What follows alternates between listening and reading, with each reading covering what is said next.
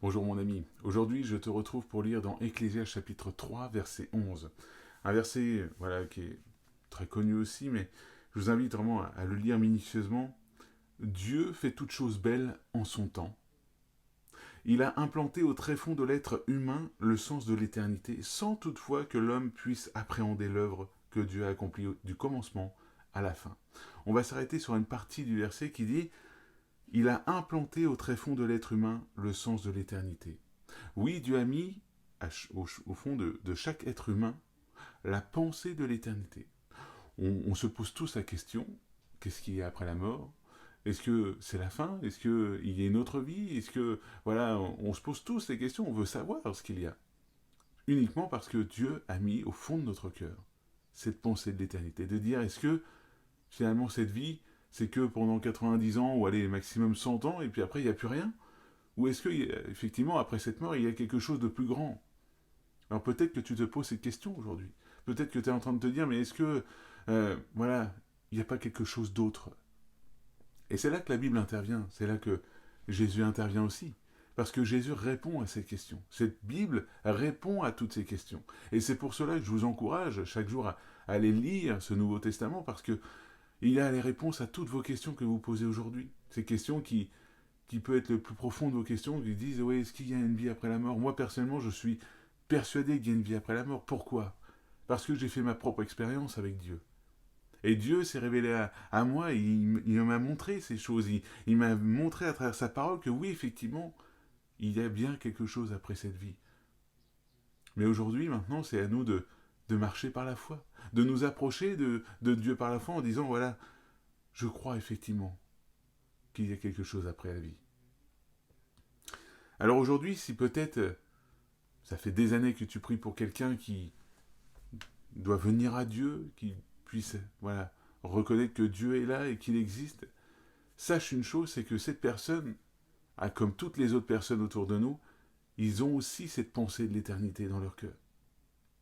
Si aujourd'hui je te lis ça, c'est pas pour rien, c'est pour encourager quelqu'un à continuer de prier pour quelqu'un qui aurait, ça fait des années qu'il prie pour lui, mais il voit pas de changement ou quoi que ce soit. Persévère. Ne lâche pas, persévère encore. Parce que oui, effectivement, un jour, et comme il a été dit, j'aime bien, c'est parce que c'est bien organisé, au tout début de la verset, au verset 11, Dieu fait toutes choses belles en son temps. Et c'est au temps de Dieu qu'il agira dans le cœur de cette personne.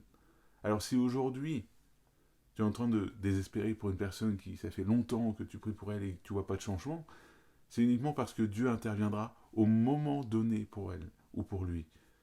À un moment donné, selon le calendrier de Dieu, Dieu interviendra dans sa vie. Parce qu'il sait faire toutes les choses belles en son temps. Alors aujourd'hui, oui, effectivement, dans les personnes qu'aujourd'hui tu remets dans la prière, les personnes que tu peux prier pour eux pour que soit il y ait une guérison, ou soit qu'il y ait une délivrance, ou alors qu'ils puissent donner leur cœur à Dieu, persévère, ne lâche pas, continue, persévère dans la prière, parce que oui, au moment voulu, Dieu interviendra dans leur vie, parce qu'ils ont dans leur cœur la pensée de l'éternité. Et peut-être que toi qui regardes cette vidéo, tu es en train de te dire, mais moi je crois pas je crois pas en Dieu ou quoi que ce soit. Je sais qu'au fond de toi, tu te poses ces questions. Au fond, on croit tous en quelque chose. On y croit tous en quelque chose. Il y en a qui vont dire, oui, je crois en quelque chose de plus grand. Il y a d'autres scientifiques qui vont dire, oui, il y a une intelligence qui est là, qui a fabriqué ce monde, qui a construit ce monde. Quelqu'un dira aussi, pour prendre une image assez belle, il n'y a pas d'horloge sans horloger. Alors, moi, personnellement, je crois qu'effectivement, oui, il y a un Dieu. Il y a un Dieu qui s'est manifesté dans la personne de Jésus-Christ, qui nous a tellement aimés qu'il a décidé de mourir pour nous sur cette croix, mais bien plus qui est ressuscité et qui est vivant aujourd'hui et qui nous offre la vie éternelle. Parce que oui, moi je crois que cette vie ne s'arrêtera pas juste à ma mort. Je crois que je vais continuer de vivre dans l'éternité auprès de Jésus. Mais maintenant, c'est une question de foi. C'est d'y croire. De dire en quoi je veux mettre ma foi. Dans quoi je veux croire. Alors aujourd'hui, je t'invite vraiment à chercher Jésus.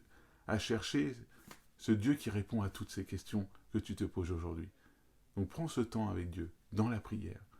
Prends ce temps avec Dieu aussi pour lire la Bible, dans le Nouveau Testament. Tu verras que Dieu répondra à toutes tes questions que tu as au fond de toi. Que Dieu te bénisse et je te dis à la prochaine.